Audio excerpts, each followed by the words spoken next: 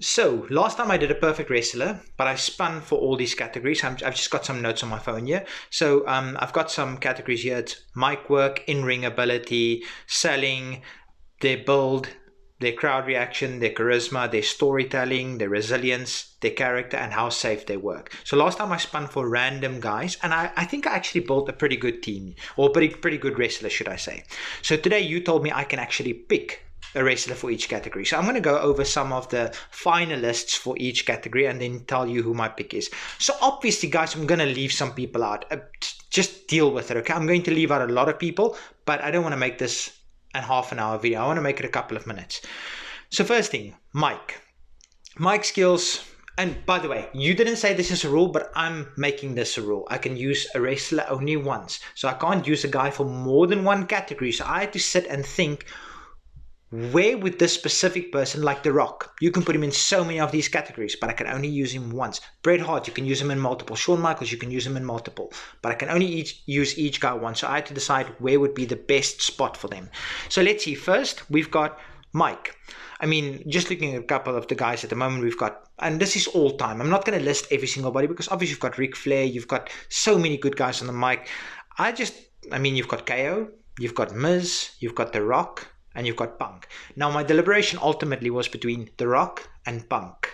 But I do think The Rock would be better suited in another one of these categories. So I went for Cookie Monster Punk. CM Punk for mic skills.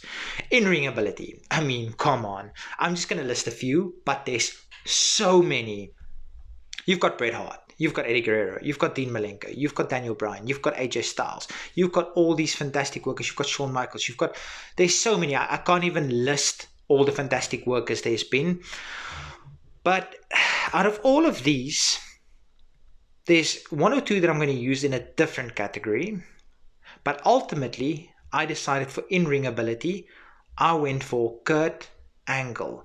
I think that is a solid guy to go for when it comes to in-ring ability. Next, we're looking at selling. Now, selling is not who sells the most t-shirts. It's the art of making your opponent's moves look good, even though it didn't actually hurt you. So, I mean, we've got guys like Dolph Ziggler. We've got guys like Sami Zayn, who's got the best jelly legs in the business. We've got guys like Ric Flair again. We've got guys like Johnny Gargano, guys like Bret Hart, guys like Daniel Bryan. There's so many fantastic sellers in WWE history. Obviously, I'm leaving some out, but ultimately, and this is not SummerSlam 2005, that was politics. Ultimately, I went for Shawn Michaels HBK. Next one, we're looking at build. What do they actually physically look like? Now, there's monsters like Cena, Lashley, Batista, but I'm going for someone with a slightly leaner build, still a very tall guy. I mean, if you meet him in real life, he's a tall guy, but he's got a slightly leaner build. He's still a big dude, but he's slightly leaner than a Cena, Batista, Bobby Lashley. There's obviously so many guys in the industry that's obviously got fantastic physiques.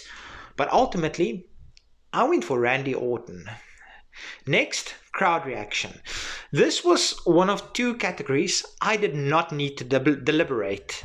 It is just stone cold. If you go back and you watch Backlash 2000, The Rock versus Triple H. When Stone Cold comes out, the glass shatters, that pop. Now, that's not the only time. He has had the most insane pops of any wrestler ever. He's had the best crowd reactions.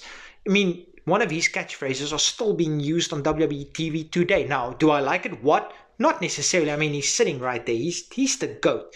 But he's got the absolute best crowd reactions.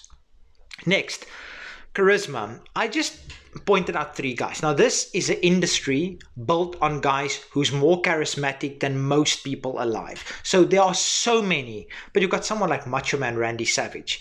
And I don't like him, but someone like Hulk Hogan. My man has charisma. But ultimately, this is probably the most charismatic man ever. Not just in wrestling. I went for The Rock. See why I didn't use The Rock as my promo ability? Because he could have been good, but no one comes to close to The Rock's charisma. Now, storytelling ability.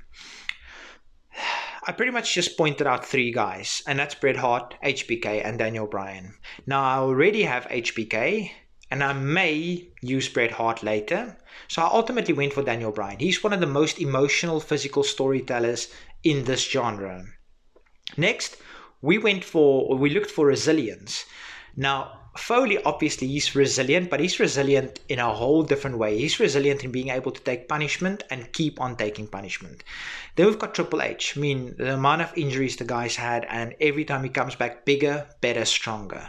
But ultimately, we had to go for big match John Cena. His resilience is incredible. He went out with a torn pectoral that was supposed to be 6 to 8 months out, and he came back within 3 months.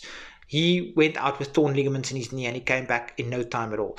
The guys, if you watch Chris Van Vliet's podcast or his YouTube channel, watch his interview with John Cena. The way John Cena says he does his rehab. He goes in the morning, goes for lunch. Goes in the afternoon, goes for lunch or for breakfast, then for lunch. Goes in the evening again. He did like 3 or 4 rehab sessions a day where you should do one. He tried to squeeze in as much volume as possible.